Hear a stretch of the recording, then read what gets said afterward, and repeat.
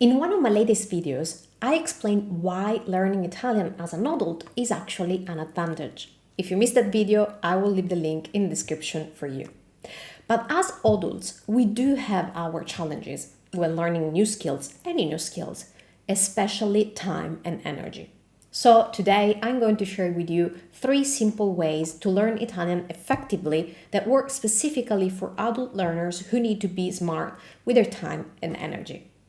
Ciao a tutti, benvenuti o bentornati sul mio canale. Welcome or welcome back to my channel. I'm Valentina Stella, native Italian teacher, and these are not generic tips that you will find everywhere. These are battle-tested strategies that I've developed through more than 6,000 lessons with adult students, including those in their 60s and beyond, who actually achieved incredible results. So at the end of this video, let me know in the comments, what's the first strategy that you are going to use for your Italian learning journey? I always love to know how my videos are helping you guys. Ok, iniziamo. Let's begin. Strategy number 1, strategia numero 1, what I call the resource audit method.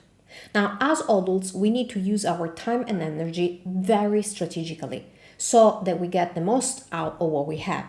So the very first thing that I want you to do is what I call the resource audit of your week.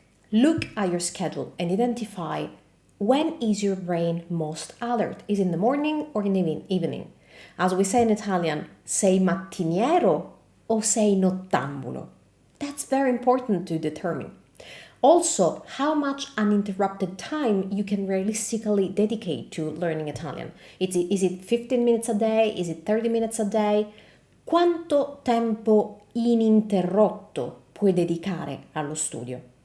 And finally, what days are consistently available? Che giorni sono disponibili? Now, by the way, I will include the transcription of the Italian words and phrases I'm using today in the PDF of this lesson. So just check that out if you want to know exactly what I'm saying in Italian.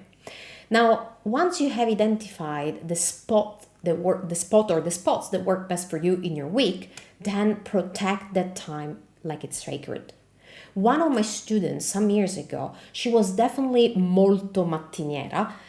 She was a very early morning person, but she also had a very busy job at the time. So she would get in the office 1 hour earlier when no one else was there and spent that time before the office got crowded learning Italian.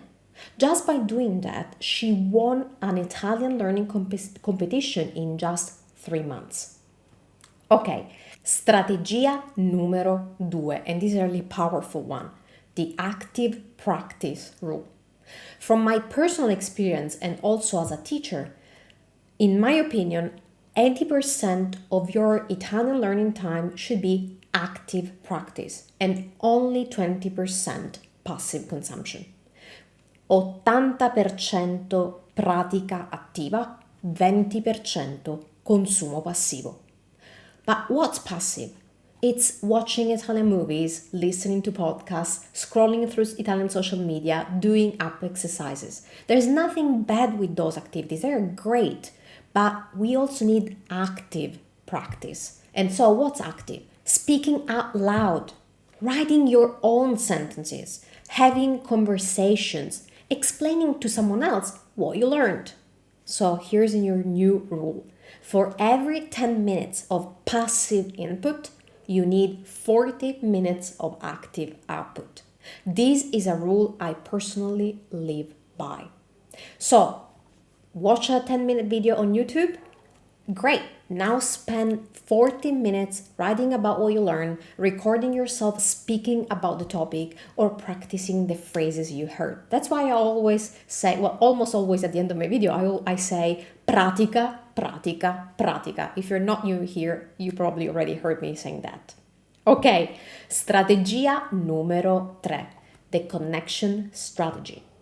As adults, our life experience is actually our secret weapon, so let's use it. Try to connect any new Italian word or phrase to something in your world.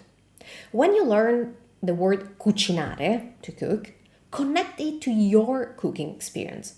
What do you cook more often? Cosa cucini più spesso? Ad esempio, io cucino spesso gli spaghetti e non mi piace cucinare i fritti. Or if you learn a peculiar grammar point, like for example that imperfetto is used for habits of the past, as I explained before on this channel, practice immediately talking about your habits of the past. Ad esempio, quando ero bambina leggevo tantissimo. Potevo passare giornate intere immersa in un buon libro. Okay, so the key is make it super personal and it will stick forever.